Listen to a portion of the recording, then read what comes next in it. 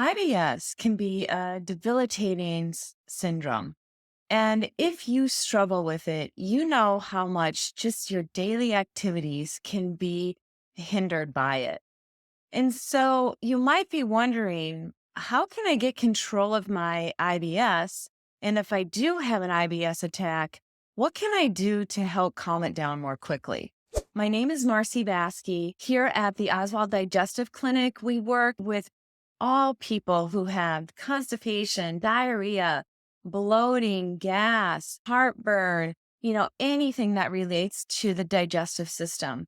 And in conjunction with that, I also work with a lot of clients who struggle with hormone issues or even thyroid issues, blood sugar management, all of that kind of thing. And it all kind of comes back to how healthy is your gut?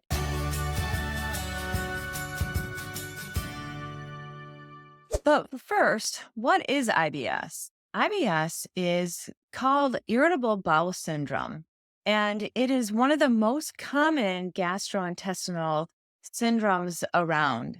And it's commonly, you'll find symptoms that are abdominal pain, constipation, gas, bloating, diarrhea, and those are just a few actually of the symptoms that you might have just from IBS.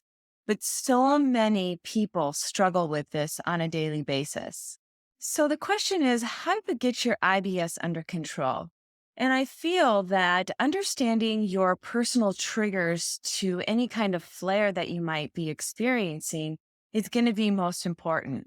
So, is it stress for you that triggers a flare, or is it foods that maybe be causing more of the problem, or is it both of them combined? Sometimes when we are struggling with IBS, we feel a little bit out of control with trying to find these triggers.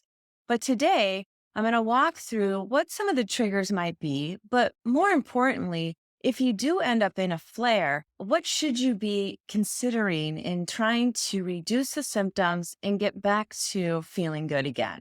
Now, of course, as we're all individual, IBS triggers can really vary between person to person. And so, as I said, understanding what your triggers are going to be important to getting down to reducing your symptoms. Now, some of the more common triggers are going to be foods, stress, medications, and even hormones. So, identifying what brings on your symptoms can help you reduce any flare or just keep you feeling good from day to day. Now, some of these foods that can be triggers for people might be spicy foods or caffeine, alcohol, even carbonated beverages. And one that we don't think of much maybe is even artificial sweeteners. But of course, there's always the seven top most inflammatory foods, which gluten and dairy are a part of.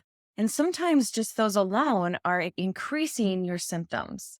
Now, ways that you can help yourself try to find your triggers will be by making a food journal and kind of creating maybe 1 or 2 weeks, maybe an entire month of writing down foods that you're consuming every day so that you can look back and kind of identify if it was a food, if it was a stressful situation, if it was a new medication that you're trying, or maybe it was just some hormonal fluctuations that increase those symptoms. Therefore, then you can start to take out some of the food, for example, or you can understand that maybe you need to reduce stress in some way. Now, sometimes, even though we might understand our triggers, we can't get rid of everything. For example, if we have a stressful event coming up, sometimes that's just out of our control. But we can find ways to help reduce stress. But first, let's talk about the kind of foods that might help you to reduce the symptoms during a flare and help you feel better more quickly. And while you're in a flare, one of the first things you want to think about is for sure taking out foods that you are known triggers. Now, of course, if you're just learning about them, it's going to be hard to do. But I think the first thing would be is just kind of eating quiet food. I always tell my clients to just kind of go back to the basics. Soft, simple foods doesn't mean it needs to be just all white food because I don't want you just having all carbohydrates. That can oftentimes increase inflammation in the body, and then you're kind of perpetuating more symptoms.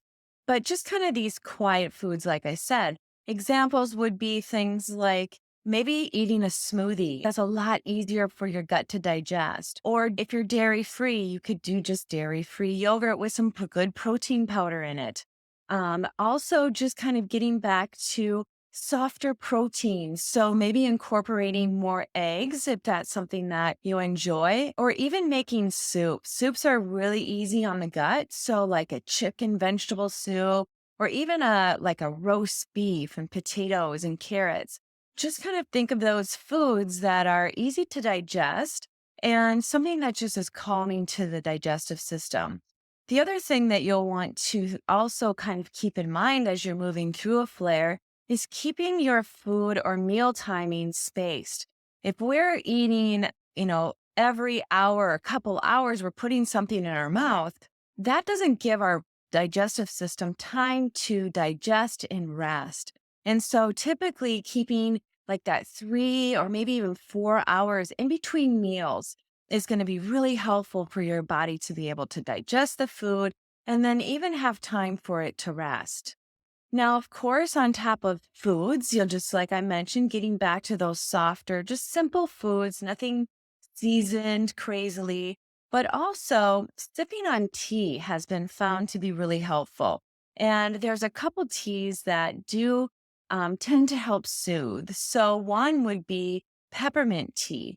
Peppermint tea has been shown in research to be very soothing on the intestinal tract and just kind of calming, and it helps to relax those spasmodic muscles in our intestinal tract. So, reducing maybe that abdominal pain, even gas or bloating. Now, that's just one tea. There is another tea that's really helpful too, which I often recommend to my clients. It's called Rachel's tea, and I do love it. It has many different factors to it. I think it has some fennel, it does have a little peppermint, it has some anise in it. It has a little DGL, like licorice. And so all of those herby things are just nourishing and really helpful in just calming down your digestive system. It's extremely good for like reducing bloating and gas. As I mentioned, even keeping a food journal normally is going to be helpful, but even while you're having a flare is going to be good data for you to go back on to see what foods really calm things down for you. Because then those are foods you can keep in your diet or just know you can always go back to quickly if you do have a flare that comes up. Now, as I mentioned, even stress can trigger an IBS attack. And so that's where we really need to dig in and figure out if it's stress for you and what you can do about it if it is. And I feel like I've talked about this a lot in our videos in the past, but things such as meditation or just simple deep breathing. Sometimes when we get into an anxious state in a stressful situation, we tend to do more shallow breathing. And those shallow breathing doesn't help our gut any. So if you just take a few moments to just take some deep breaths, maybe it's 2, 3, or 5 minutes that you take just to do some deep breathing and really kind of focus in on calming yourself down can be really helpful when it comes to an IBS attack and, keeping those symptoms much more suppressed. Also, I mentioned even doing some meditation can be helpful, just putting yourself into a more positive mindset. Sometimes, again, if we're in a stressful situation or we have something coming up that feels stressful, we're just maybe thinking more negatively and we feel tight and anxious about everything. And so that means our whole body is like that. But if you start your day out with maybe a bit of meditation and positive affirmations, even can really turn around the way that you're experiencing your flare and oftentimes can help to mitigate it more quickly. Now, of course, in reducing stress is going to be helpful, watching for your trigger foods or better understanding them, but also something that can be very helpful for an IBS attack is movement.